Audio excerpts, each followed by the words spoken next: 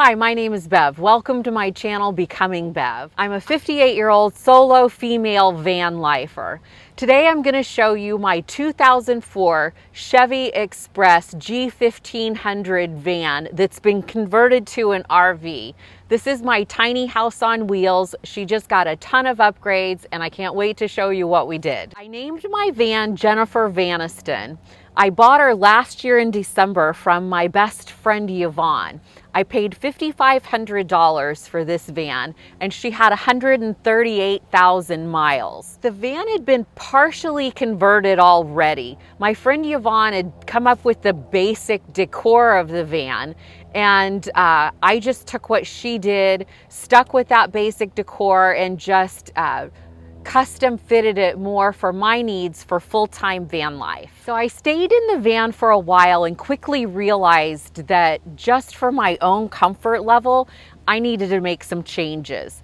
I took the van around to probably a half dozen RV places and nobody really wanted to mess with it. They just couldn't see my vision. They couldn't see out how it could work. So finally someone referred me to Griffen Automotive in Bonne Terre, Missouri. And I loved that first meeting. I sat down with Scott and I told him about my vision for the van and everything that I wanted to have done and everything I said to him. I said, I want a swivel seat. He says, yeah, we can do that. I want a rooftop air conditioner. Yeah, we can do that. And just on down my list, like everything I said, he had the same answer, which was, yeah, we can do that. So I just sat there smiling. I put my van in the shop. It took a couple of months to do everything. So today I'm going to show you all of the upgrades. So let's start with the biggest upgrade first. I had this Houghton Bel Air 3500 rooftop air conditioner installed. And if you know me, you know that I love things that run off of a remote control. I just press this button, I wait a minute, and I've got air conditioning in here. The air conditioning runs a couple of different ways. When they installed this rooftop air conditioner, they had to take all of the headliner out of the van. If you remember before, I had lace up here, I had a little ceiling fan. So they took all the headliner down, and if you can see right here, they had to take and put reinforcements in. So this is all like, you know, wooden reinforcements to help support the weight of the air conditioner on the rooftop of the van. And of course they had to seal it off up top and completely waterproof it to make sure that it didn't leak. I wanted to have the van set up for a few different scenarios. So one scenario would be that I'm at a campground, I've got 30 amp service, I can totally just plug the van in to the 30 amp service and have, you know, full electrical power in here.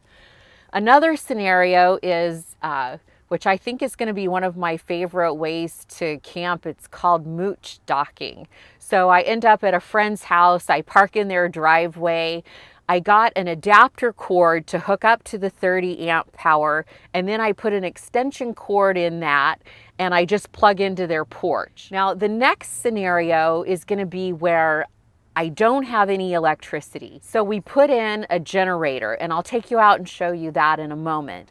And then the last scenario is going to be when I need to be more stealth. So in that situation, let's say I'm just pulling into a hotel parking lot for the night. And I just want to put the blinds up in here and be very incognito and just spend the night like in a parking lot. The van has a whole new electrical system put in it.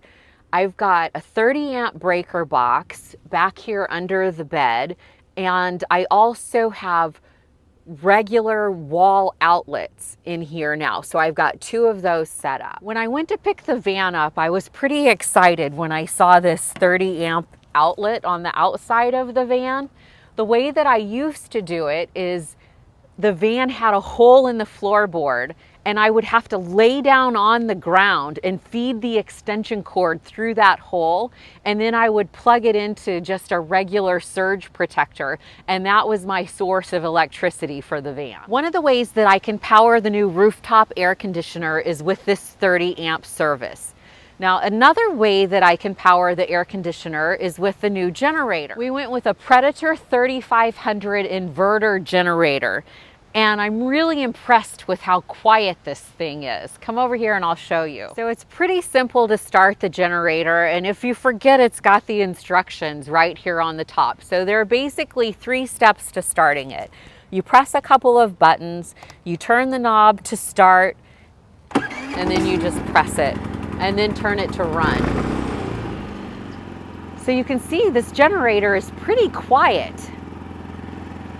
One of the cool things too about this generator is if the battery on the van goes dead, I don't need jumper cables anymore.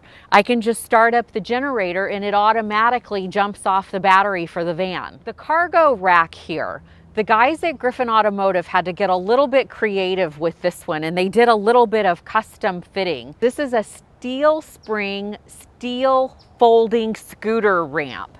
And I needed to be able to access all the storage in the back of the van. That part's really important to me. So they went with this swivel rack. Let me show you how that works. Basically, there's 2 pins to pull down here. So I pull these 2 out, lift this one up, and just kind of give it a little push with my knee. And this cargo rack basically moves completely out of the way.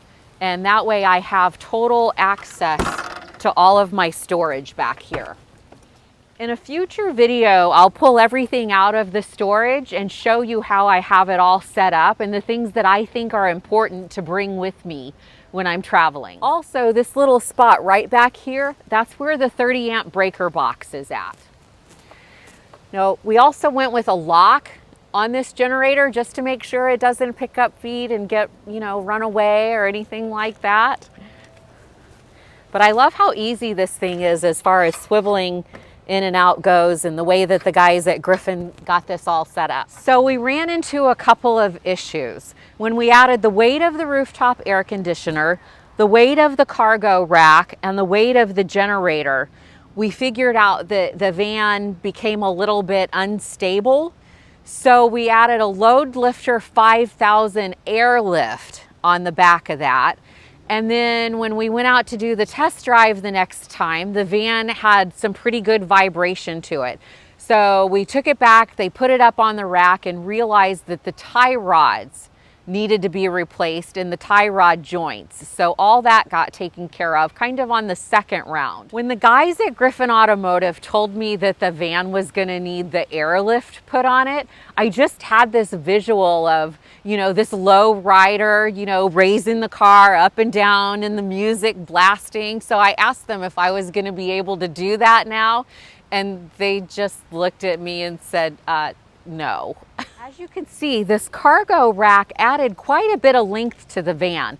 So I was a little bit concerned about whether or not I could still fit in a parking space. As you can see, I still have plenty of room in a parking space as long as I pull all the way up. At this point, the van was going to be in the shop for another week. So I had them go ahead and put in new headlights. The headlights were pretty hazed over, and it was obstructing the visibility a bit. And I thought you could just replace the outside cover, but apparently that's not how it works. You have to replace the whole headlight unit.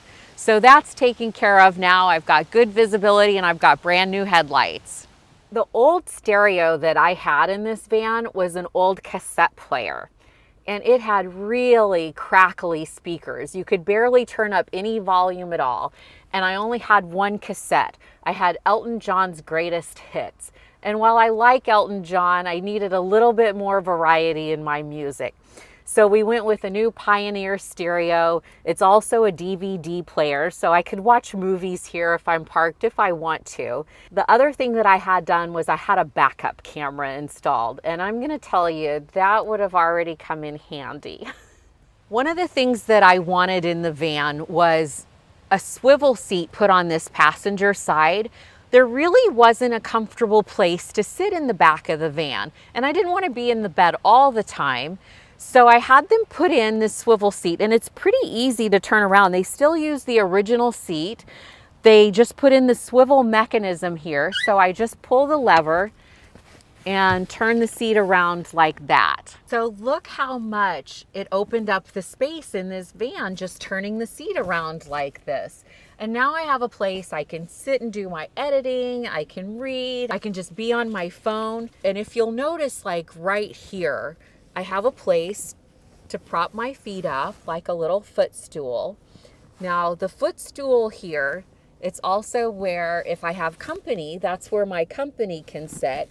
And I don't tell them that they're actually sitting on the toilet.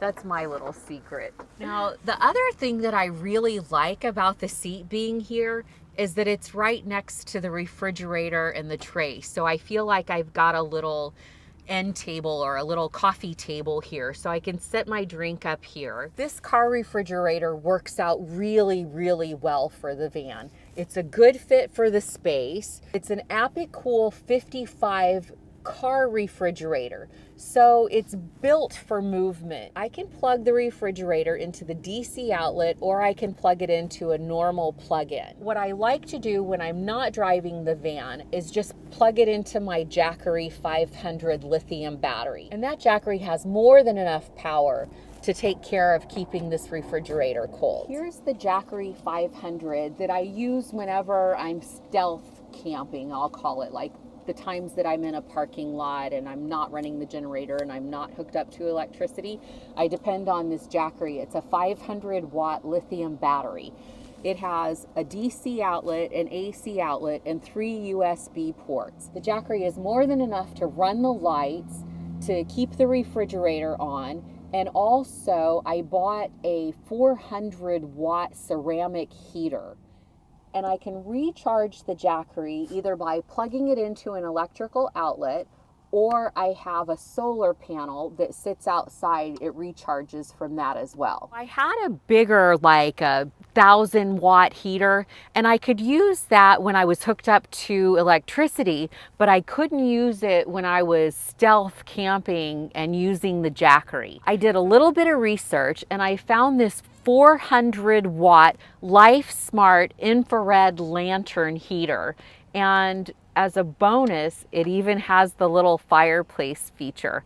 So I'll get this thing set up on a remote control. It has a thermostat on it, so I can set the thermostat and the heater comes out right here, and it works pretty good. Like, it keeps the van warm enough if the temperatures aren't too miserable. This little cabinet and sink setup is also new in the van. Before, I just had a tiny little sink. I had like a 3-gallon water bottle attached to it with a pump on top and a bucket sitting underneath it. So it was good enough to brush your teeth in, but that's about it. This sink setup is a major upgrade, and I'm so happy with how it turned out. So basically, they hooked it up to an electric switch. I just turn this switch on and I've got water. I'll take you around back in just a minute and show you what the setup looks like from the back side. I have a little storage compartment in this cabinet where I store this little Gas One propane stove. They made a little indention here on the counter for it, and it hooks up to a propane bottle on the back side of the sink, which I'll take you around and show you in just a moment. And I don't travel with the stove sitting up here. I keep it tucked in this little nook. And I also don't use the stove a lot inside the van. And when I do, I open these windows to give it just a bit of ventilation.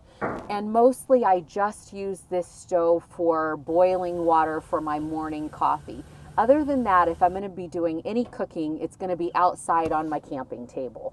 So here's the setup at the back of the sink. So take a closer look here. I've got my gray water jug.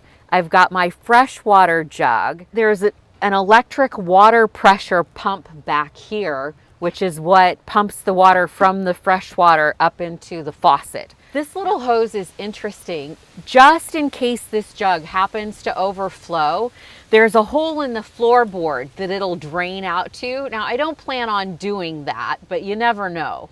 Here's the setup for the propane stovetop. I've got the propane bottle back here. I take the connector from the stove, I screw it in, and then the stove is ready to go. The ceiling was looking a little plain, So I added this trim to the lights, and I was laying here the other night and I made the best discovery. So check this out. I can turn the lights on with my feet. So that's kind of a bonus, right? Something else that I want to show you is my two travel companions. So my first travel companion is Brad. This way I never have to sleep alone. Brad goes with me everywhere I go in the van, and we have the best conversations. So I'll be like, hey Brad, what do you think about going to Yuma, Arizona? And I just look at him and I say, so I can tell by the look in your eyes, you think that's a really good idea, don't you? And my other travel partner is Lenny the Lizard. I want to introduce you all to my friend Lenny. So Lenny has been in every vehicle with me since my sister turned 21 years old. That was in 1997. I took my sister out to Dave & Buster's for her birthday. Everyone kept giving her their tickets. So with those tickets, she got Lenny the Lizard for me. So that night when we left, I put Lenny the Lizard up on the back dash of my car, and Lenny has been with me in every vehicle since 1997. So this is my official ceremony, taking Lenny out of the Subaru and into the van. So Lenny's gonna keep me lots of company on the road. I'll have someone to talk to. He also scares the bejeebers out of valet parkers. Lenny has a little collection of hats that I'll showcase in our travels.